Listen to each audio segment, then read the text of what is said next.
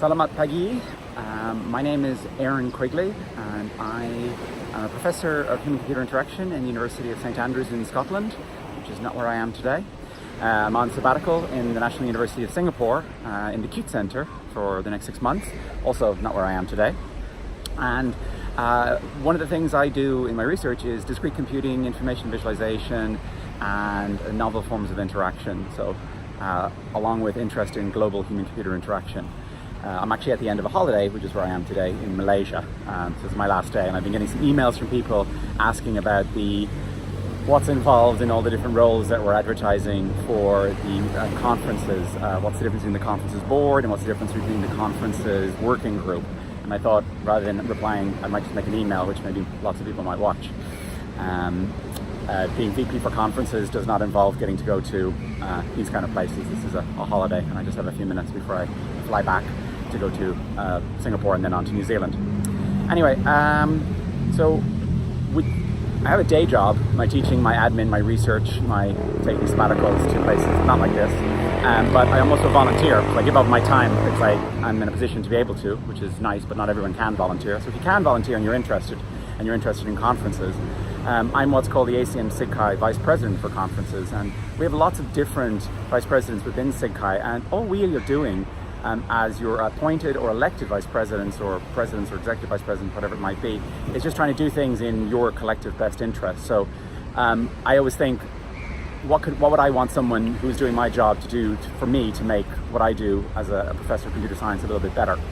And really what I'm trying to do in conferences is trying to extend the reach of what you do, because personally, I think the problems that we face are many in human-computer interaction, and we are very few. So across our 24 sponsored conferences each year, we have about 9,000, depending on how you count it, 9,000 to 10,000 delegates attend each year. And the budgets of all those conferences are just over 5 million. But they're, of course, all organized largely by volunteers. And they're just people who are giving up their time, like me, possibly like you, if you're watching this video. Everybody from a student volunteer who's at a conference, to the general chair of a conference, to a papers chair, to a reviewer. Every single person is a volunteer. And we're a volunteer organization, so we need more volunteers, and that's why this call has come out. But this is a special type of call. This isn't a call that just necessarily anybody can respond to, which is one of the reasons I also wanted to make the video, because I've been looking at some of the applications that are coming in.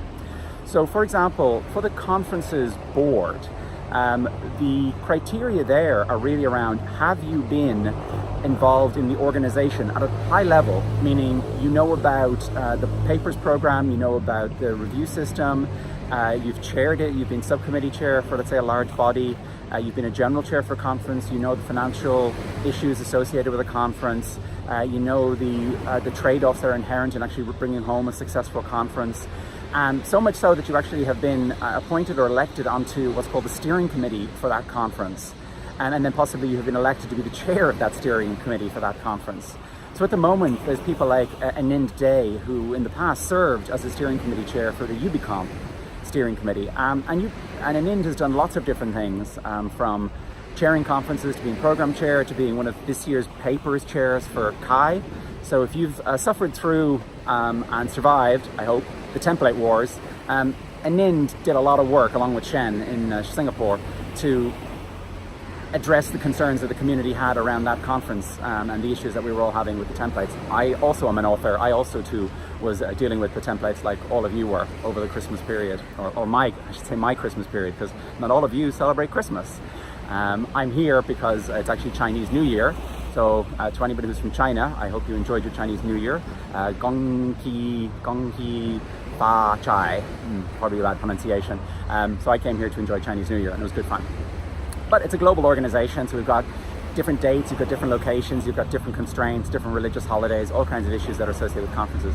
So when it comes to the conferences board, they also have financial responsibility.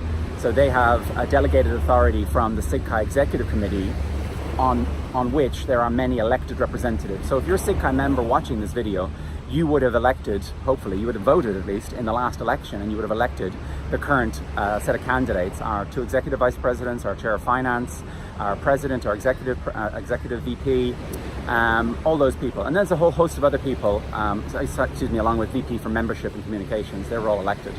And then there's people like me who are appointed vice president of conferences, and I basically coordinate what we should try to do with conferences.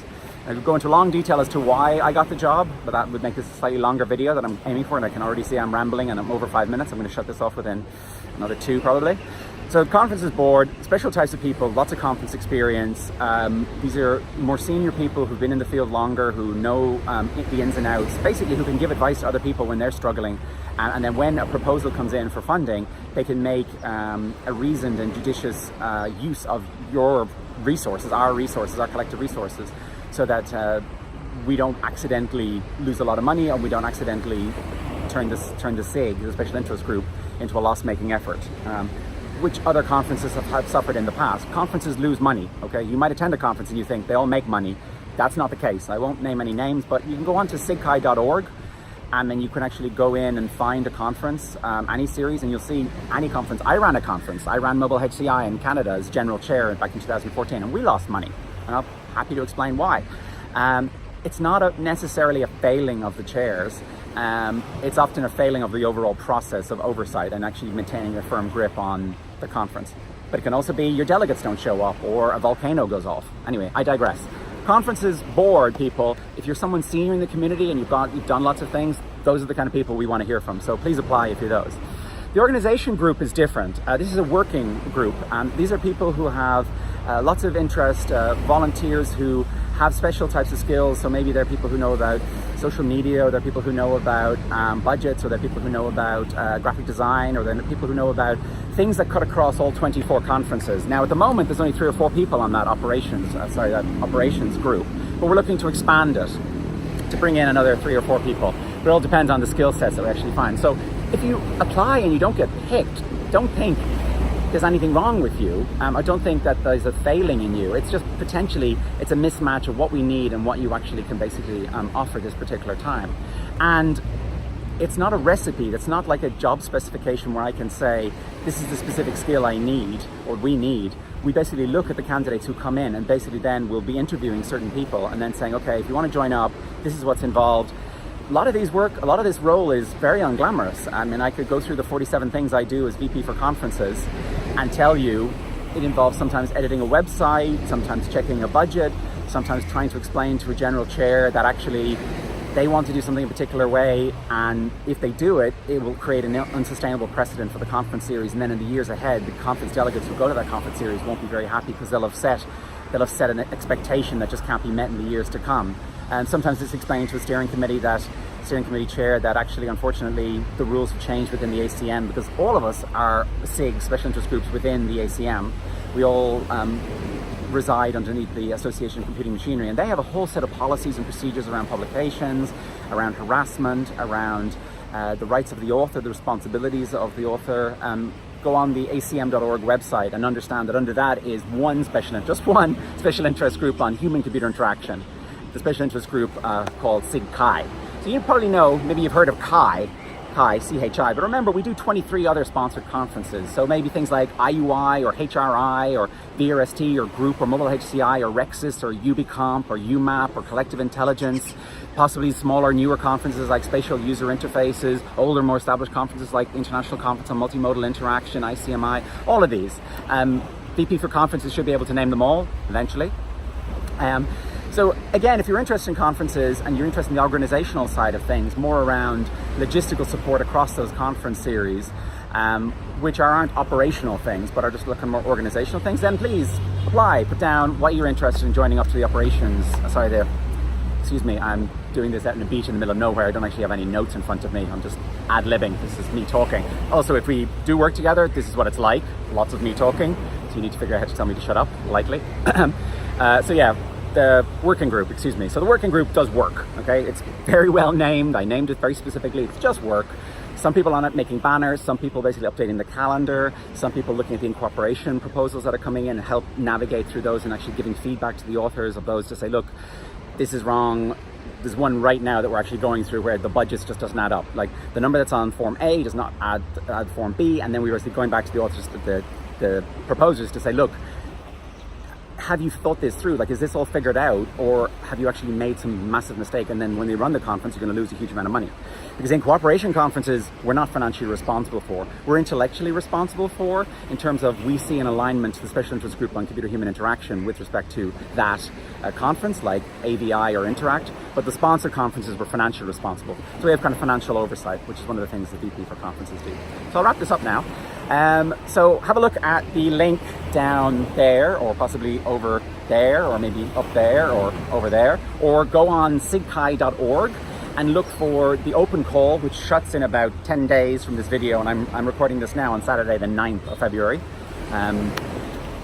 So it's about 10 days you have to apply if you're interested. Have a read of that, have a look at everything that's going on, think about your experiences, thinking, oh yes, actually I am the kind of person who could do a good job on the conferences board, because I've chaired all these conferences and I've been a steering committee member or steering committee liaison or something like this. You have like a broad set of experiences, or you actually have a specific set of skills or interest in the conferences from a more sort of day-to-day working type of aspect, and that you'd like to sign up to be a volunteer. And this EC, it's open, it's transparent, it's inclusive. It's like, I'm making this video on my own time and my own dime in the morning, and now my husband is waiting for me for breakfast. Yeah, he is actually, so I better go. And now I'm losing the train of thought. So we have to give of our time, and I'm a volunteer and I'm giving of my personal time, but maybe given what I have around me, it's maybe not the worst place in the world to make a video. So you have to give of your time, and so you have to have time available, which means not everybody can necessarily do it, because you have to be either in employment or in student. So if you're unemployed, this maybe isn't something for you, because we can't pay. Have a look at our courtesies policy, have a look at how the whole finances work. If we actually tried to compensate people for their time, our conferences, which are already expensive, would be unbelievably expensive. And again, if you think you have ideas for how to make our conferences, free or nearly free, sign up. Say you have ideas, you have experiences for how you could come up with ideas for making our conferences, reducing the registration by 50%, or like making them entirely free. Say you'd like to work on doing something like that in the on the working group, and we'll have a look at what your ideas are, and then we'll interview a set of people. And then it won't just be me, there'll be the executive committee will make a decision, and then basically those people will get appointed by the executive committee.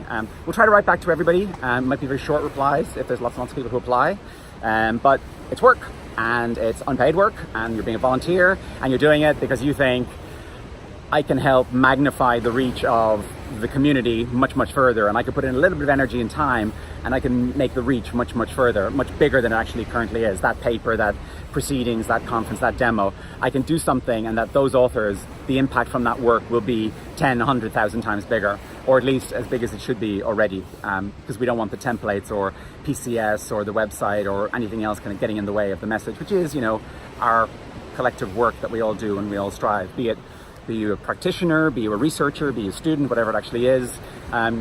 All of those things matter, and they all matter to SIGCHI. So please apply down there. There's a link. Click on the blog post. It gives you a more anodyne description of what I've just rambled over 13 minutes. Actually, this was planned to be 5, but I have no script and I'm making it up, and I need to go now. So I would say get in touch, but I'm on sabbatical, so I'm not really reading email all the time, and I'm away for a week to do a summer school in New Zealand, so email's not great. Just maybe leave a comment here, and then somebody else can reply, or I can reply, or send something on Twitter and then I can reply, or somebody else can reply. So it's not just me, because I can't be a bottleneck in this whole system, because I'm only one volunteer, and there are hundreds and hundreds and hundreds of volunteers across our conferences. So all you would be doing is helping magnify for the authors, magnify for the other volunteers, making their life a little bit better. So please apply, and maybe see you at Kai, maybe not, and yeah, thank you, bye bye.